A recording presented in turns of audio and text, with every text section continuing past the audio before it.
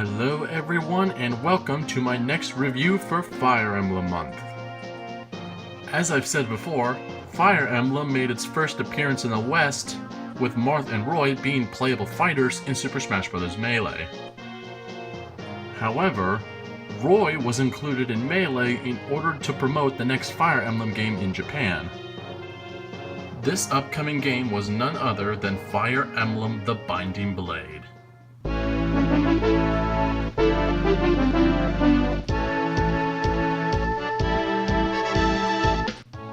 Fire Emblem Binding Blade is the sixth installment of the Fire Emblem series and the first on the Game Boy Advance. Now, I've mentioned before that Binding Blade first started out as the cancelled Fire Emblem 64. But what I didn't tell you is that the only elements that were carried over from Fire Emblem 64 were the characters Roy and Karel. So Roy was going to be the main lord of Fire Emblem 64 if it were going to be released. The more you know, I guess. Anyway, on to the game itself.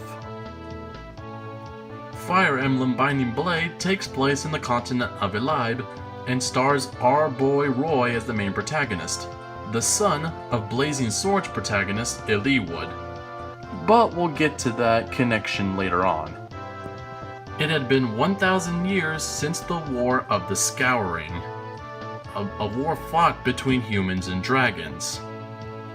The peace was finally broken off when the Kingdom of Bern, known for their very powerful military, invades Sachet and Ilia, taking over the two countries, with their next target being Lycia.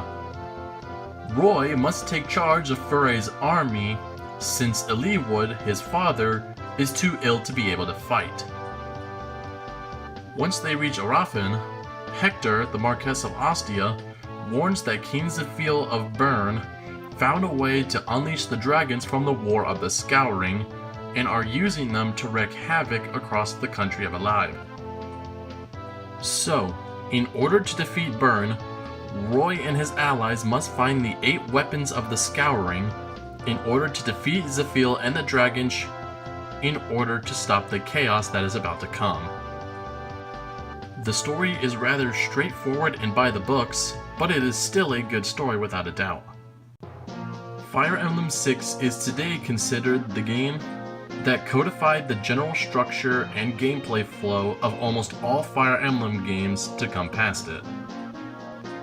Unlike its predecessor, Thracia 776, Binding Blade is more simplified and had to drop most of the mechanics introduced in Thracia.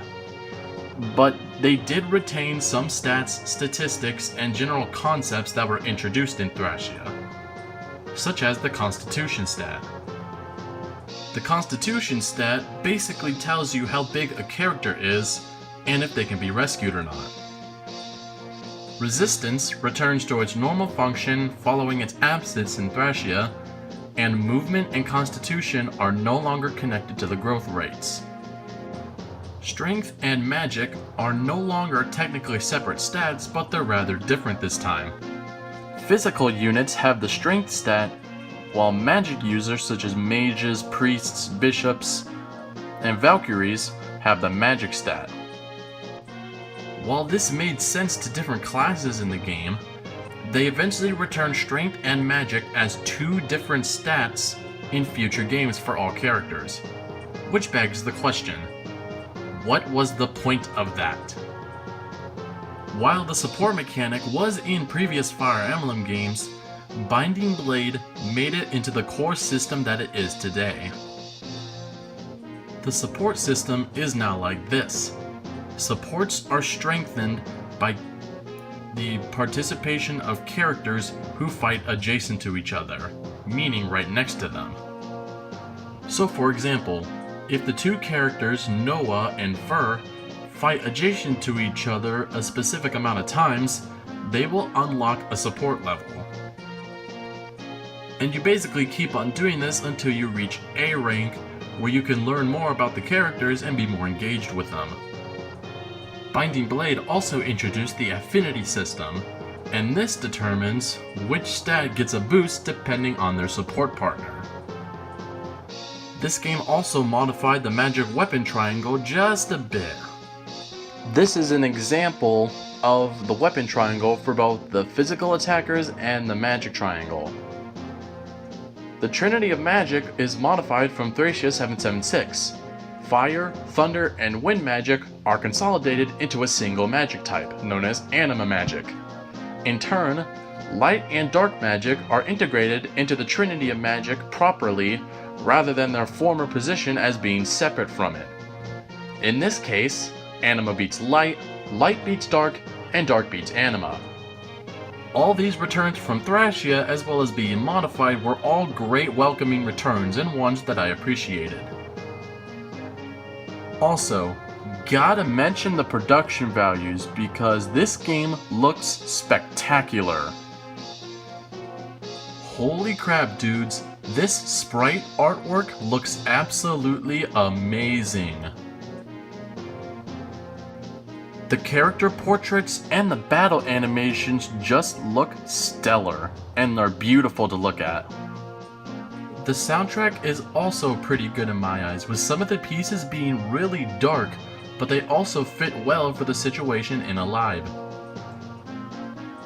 I also appreciate this game having a very balanced difficulty throughout the progression of the story. Anyway, with all my positives out of the way, let's get through these griping flaws because holy crap do they hurt the game a lot.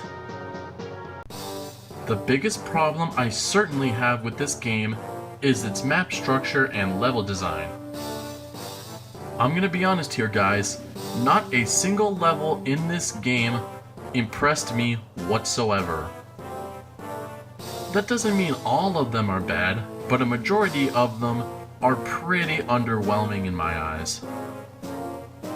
And of course, let's get the elephant out of the room right now. Chapter 14 of Fire Emblem Binding Blade, Arcadia. Many fans consider this chapter one of, if not the worst chapter in the entire franchise. And I can summarize my feelings towards this chapter with this line. Fuck you! Fuck you! You were right! This chapter is awful! Couldn't have said it better myself. No other chapter in the franchise has given me more frustration than this one. If you haven't played this chapter, first off, you're all the better for it, and second, there are a few reasons why this chapter is so god-awful. First off, this is a desert and fog level, meaning you can barely move and can't see shit. I mean, look at this. Second, you will most likely be bombarded in your first turn, specifically with classes like Wyvern Knights, Mages, and Manichetes. So yeah, it's certainly not going to be fun for you. And 3, in order to unlock the Gaiden chapter, you have to complete this chapter in less than 25 turns and keep Sophia alive. But since most infantry units, including Roy, can barely move, it's going to be really difficult to get to the end in less than 25 chapters. Oh yeah, you also get responding units here. This chapter sucks. So yeah, the level design is really bad. Also, the characters are rather 50-50, since there's 50% of the characters that I actually really like. In particular, Lance and Alan, who are my two most reliable cavaliers in the game, Ellen, Lot, Deke, Shauna, Chad, Lou, Lilina, Sue, Shin, Elfin, Echidna, Cecilia, Percival, and Faye, whereas for the other half, I don't really care for. Let's be 100% real here, people. Roy is such a shit Fire Emblem Lord. Don't get me wrong, his stats are overall good, but they're not exactly amazing or impressive. And yes, while his character leans him towards being a kind and brave person, he doesn't really change throughout the progression of the story at all. meaning you don't have as much engagement with him as the other lords. And besides, I've seen many other stronger lords both character-wise and gameplay-wise. Not to mention that the RNG, or random number generator, has to be one of the worst I've seen in the Fire Emblem series. For those who don't know how this works, the RNG randomly generates two numbers when a unit engages in battle, a hit number and a critical number. For example, if the hit number was 75 and the RNG produced as 74, then it would be a hit. If it was 76 or over, then it would be a miss. The same process goes for the criticals, but a solid hit is usually required in order for the critical to actually hit. And Binding Blade, from my experience, is one of the worst cases of RNG I have ever experienced in a Fire Emblem game. Here is a few examples. I have had multiple characters die on occasions where the enemy had a hit chance of around 20 to 30 or so, while myself had a hit chance of about 80. I've literally started taking 80 to 89 hit chances as a possible miss, rather than being a successful hit. So yeah, the RNG is really bad in this game. With all these flaws I'm giving the game, you'd think that I despise Binding Blade. Well, your answer, no. I do not despise Binding Blade. In fact, I still think it's an average Fire Emblem game, despite all its flaws. However, there is one thing I can definitely praise the game for. It's the ideas of moral gray when concerning the Kingdom of Bern. Fire Emblem has shown time and time again that war is a case of moral gray, where there are no good guys or bad guys at all, but rather these people are fighting for their leader and what they feel is right. These generals of Bern are not fighting just for the heck of it, but they're just here to support their beloved king, Zephiel. For example, Milady betrays Bern in order to fight with Roy's army. And when Milady encounters some of the other generals like Gale, they respect her decision and fight under their leader. So this better be in Fire Emblem Switch. Make it happen, Intelligent Systems. And that's it for my review of Binding Blade. Come back next time and we review the first Fire Emblem game to be released in the West.